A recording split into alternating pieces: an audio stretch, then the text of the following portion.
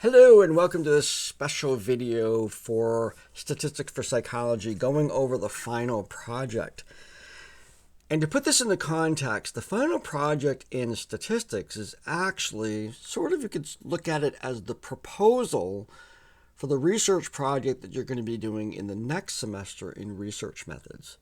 So the work that you do now is going to feed into the next class when you do research methods, where you're actually going to create the study that you're going to be talking about. So the goal of this entire thing is for you to create a study from what you've learned in statistics, carrying it over into research methods and actually conducting a study. Now, in general, what I've usually had people do, and this is not cut in stone or anything, is I've had them replicate a study. You go and find a study that exists out in the world that you're interested in, that has characteristics that make it replicable within the time frame and the resources that we have here at KVCC, and you do sort of like your version of that study.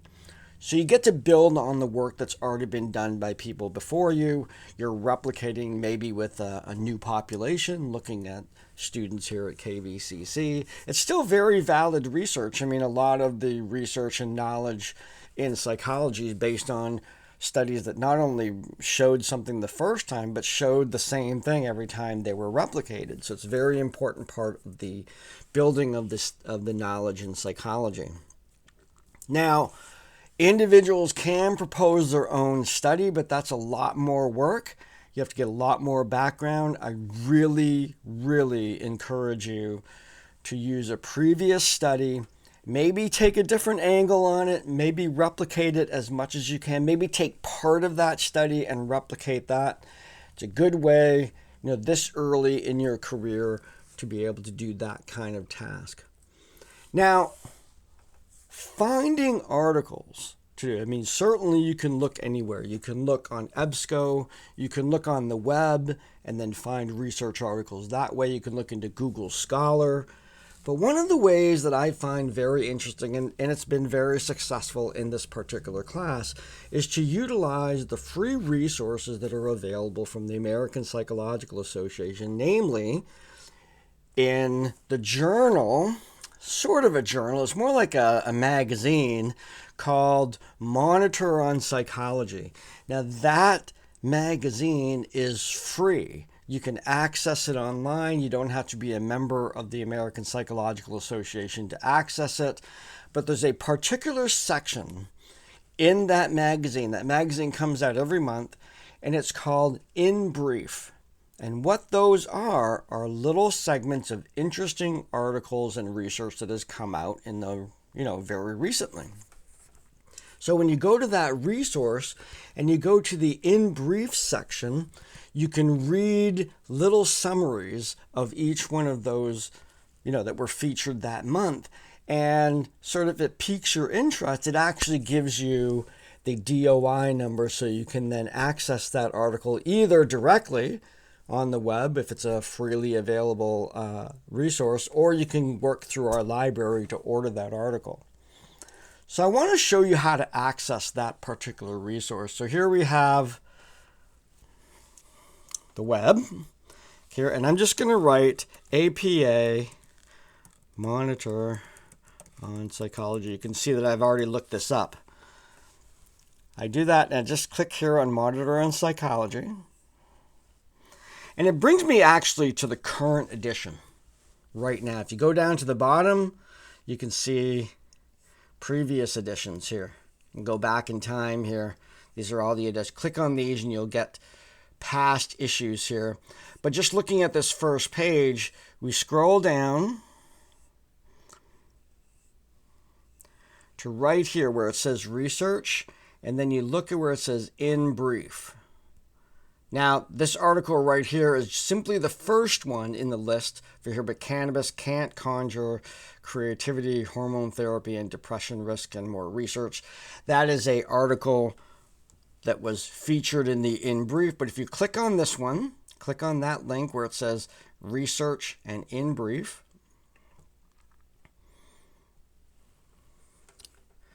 it takes you, of course, the first article is this one, but as you scroll, you see the others. See, there's this article, then there's the commission effect, cannabis can't conjure creativity, 10% of older adults have dementia, hormone therapy and depression risk, dangers of TV violence for kids, beauty premium fades in remote classes, birding your way to a bright mood. Let's say that's an interesting one here about going birding and what it has to do with stress. COVID-19, age teen brain, dynamic diagnosis, can't stop the beat. And what you do is you read through these and you see, is there anything in there that piques my interest? And if it's not in that issue, go back an issue, then go back an issue. And just like, for one, it's just fun. If you're a psych major, I mean, come on. This is fun stuff. We love this. So just like reading about all the latest, greatest things that are coming out in psychology.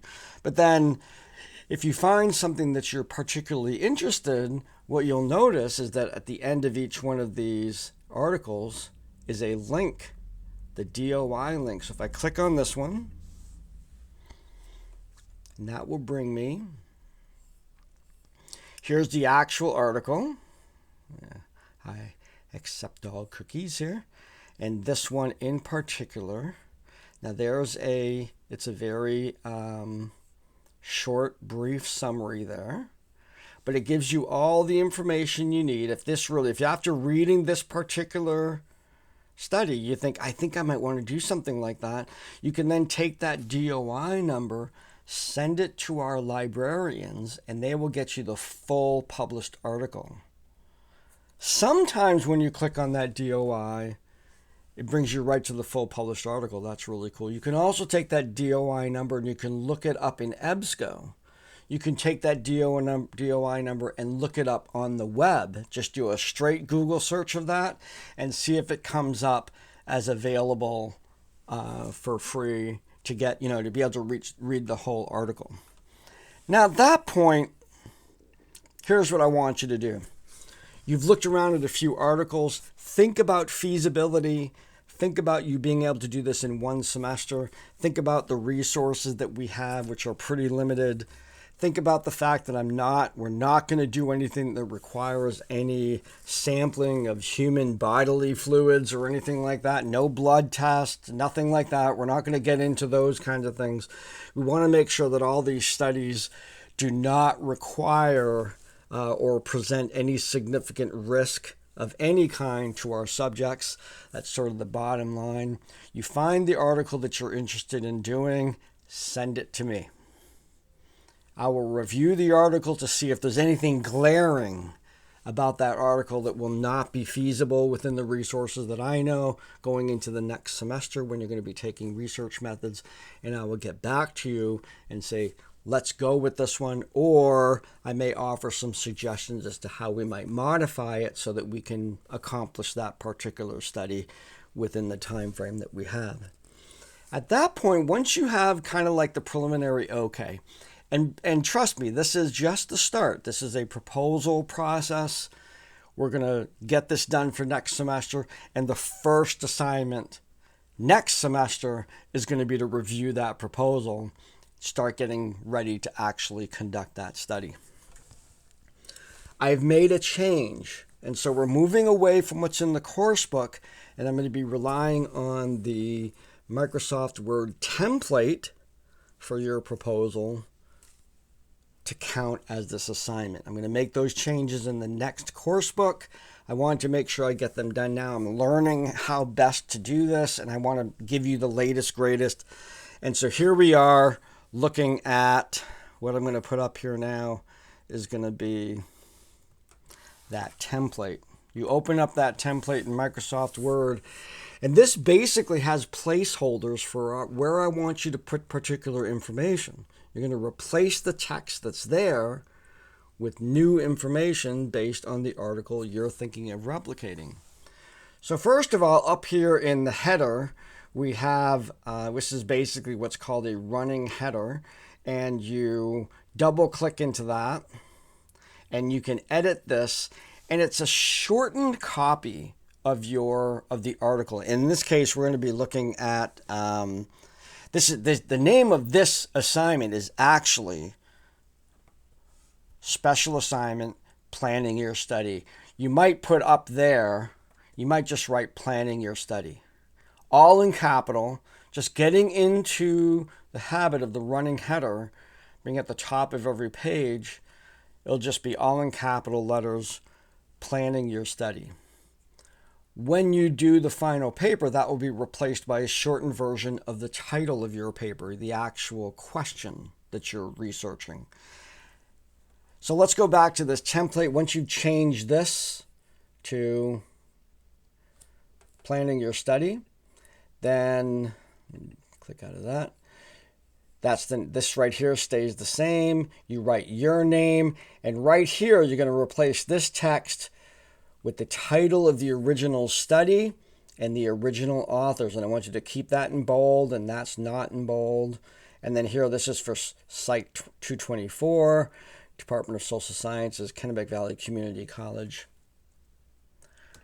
And I just noticed probably put the date on there. Sorry about that. Just put the date on there. That's probably a good idea. I'm going to save that. That'll go into the next template.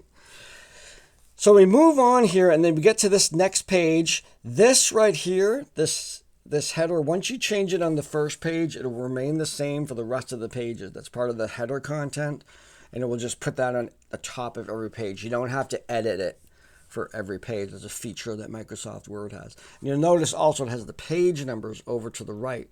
So as you add pages, that number will update. Okay? So here's what's called the abstract. Every research article has what's called an abstract, and this is going to be essentially a copy-paste. You're going to take the original article that you're looking at that you've already okayed with me, and you're going to copy word for word that abstract. Now, when I'm talking about copy, I mean you're going to write it out. If you copy and paste it, the formatting is going to be different. And format is everything on this. Everything has to be the same font, the same size. What's bold is bold, what is not, so take the time to actually type that in, or if you're going to copy and paste it, make sure it's double spaced, make sure, and it's actually way easier to retype it. Not a whole, abstracts are usually not that long. Retype it, there's no indent on the abstract. It's left and right justified. And so you just type it out word for word, the original abstract. That will change when you do your final project. It'll change into the abstract that reflects your study. We head down here a little bit after the abstract. We start getting into the body of the paper here. And the title of the original paper gets repeated here exactly as it appears on the first page. And then you write a brief summary in your own words of the study, its background and theory, and the purpose of the study. You should include references as listed in the original study. References must be cited in text in the references page according to APA style. So in this section, you're actually looking at the justification for this article from the original article, and it may be referencing other articles, and you're going to put that in parentheses, just like they do in there. You're going to say, the name and the year, and then you're going to copy that reference in your references section. We'll get to that in just a second. So once you have sort of a summary of the background of the article that you're replicating, we go into methods, and you see this title is in the middle. So major areas within the paper are going to have in the middle, they're going to have a bold. It's not bigger, same font size, but it's in bold. And in this section, you're going to summarize the original study, the methods that they use. The methods will include how they sampled, any survey or experiment details. These, of course, are important because you're looking at replicating them. And not the completion of their statistical analysis, but what analysis did they say they were going to use? And if they don't say what analysis they're going to use, you're going to have to go to the results section and look at the different statistics. This is kind of like the important part for the statistics class. I want you to be able to recognize what statistical tools they have used in this particular article based on what you've learned in this class. So you have to demonstrate what you've learned here, that you're able to look at the statistical tools that they used and then relate them to me in that paper.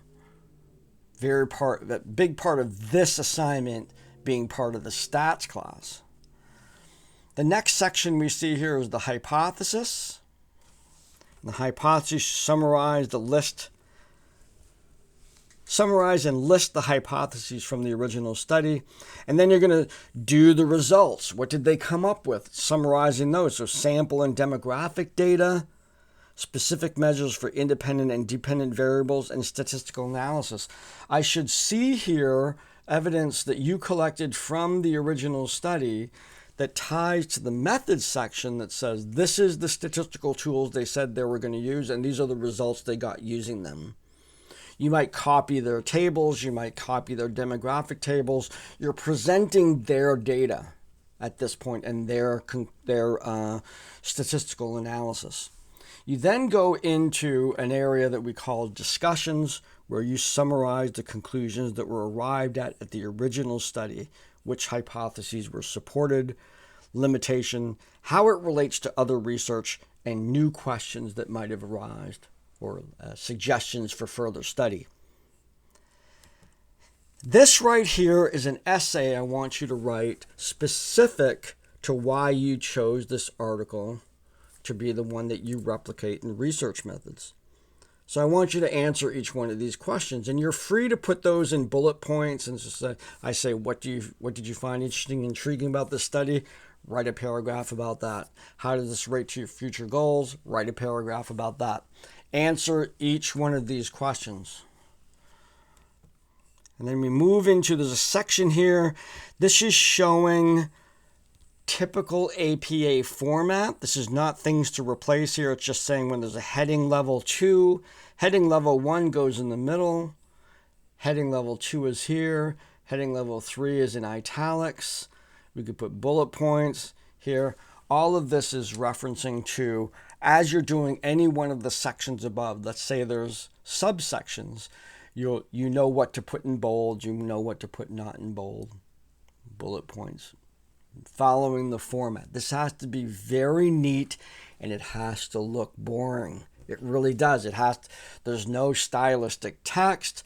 It's all, whatever text. I have Calibri size 12 on my example here. You stick with that format, that same text. You don't have a fancy title page.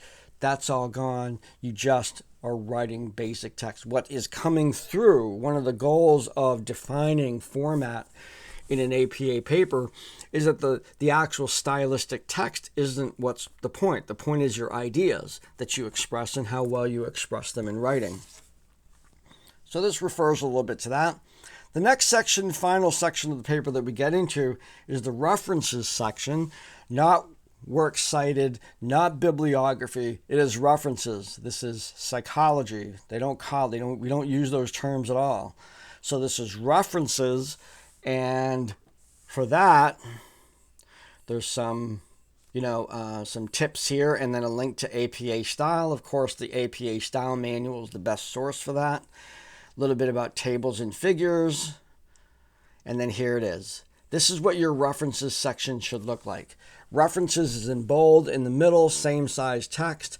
All of the articles, you can see these are sort of examples here that are in there. All of the articles are listed with the author's name, initials, all of them, and then the year of publication, period, the title of the journal article, not the title of the journal, then the title of the journal is in italics, and then you have the number, the volume, page numbers inclusive, and if you can, the DOI.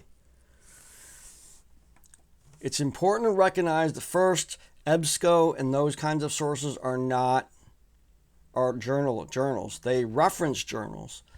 I should see nothing about EBSCO in any one of these. I shouldn't see really long addresses.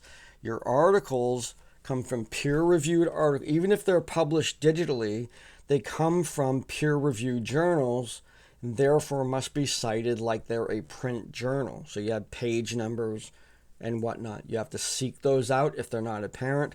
It's another reason why you can't use websites.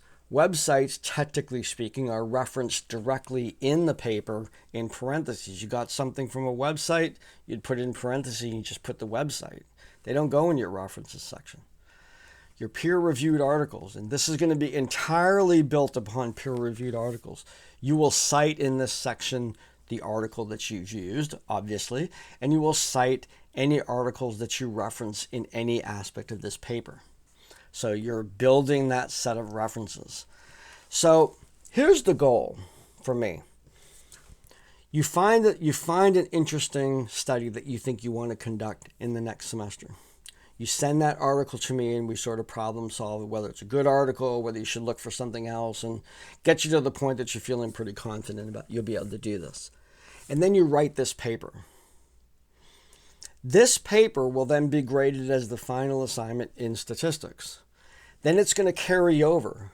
It becomes the first assignment that you're going to submit in research methods is this paper. There's going to be some changes I'm going to ask you to do relating to specifically what are you going to do that's a little bit different. Those instructions will be in the next class. This paper will continue to be edited. The same paper. You're going to save the old version, make a copy of it, and then you're going to make changes. And this paper is going to gradually change over the course of the research methods class to create your final paper. So once you get the references right, they're just going to stay there and they're going to exist in every paper. Even if I maybe at some point in the next class, I'm going to be asking you specifically to outline your sampling methodology. Everything else will be there, but the only thing that you've made different is the sampling methodology, and that's the only part that I grade, but I'm getting the whole paper every time. And every time I see it, I'm going to go through it, and I'm going to critique it and have you change things. And sometimes you'll think it's perfect, and you'll get it again, then I'll realize there's something that you probably need to change because I read it again. It's a very frustrating process. But it'll create, at the end of next semester, it'll create essentially a perfect paper that will reflect the work that you've done to replicate that study. So you're going to hold on to this one. You get in it. It has to be in Microsoft Word. No Google Docs. No anything else. Microsoft Word. You have that for free. We're going to use that formatting. You're going to edit this document right here. You download it, edit it, and you're going to submit it over and over with variable changes that I'm going to have you make to that document as we make our way through the research methods class. So those are the parameters of this particular assignment. And so you're going to be learning about designing a study, reading a study, designing a study, actually conducting the study, and a whole lot of APA style, because I'll pick on that. It's minutia. It really is. It's not anything to stress about. It's a thing to learn. And so if you do it and you make mistakes, well, of course, that's why you're in school. You're in school to learn new things, and it will come over time.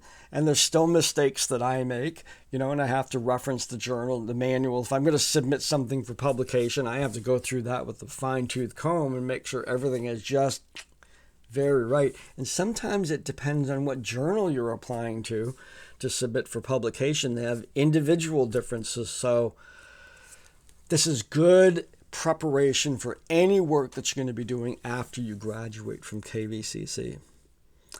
So that is the purpose and methodology of this particular assignment. I hope that this video has provided some clarity.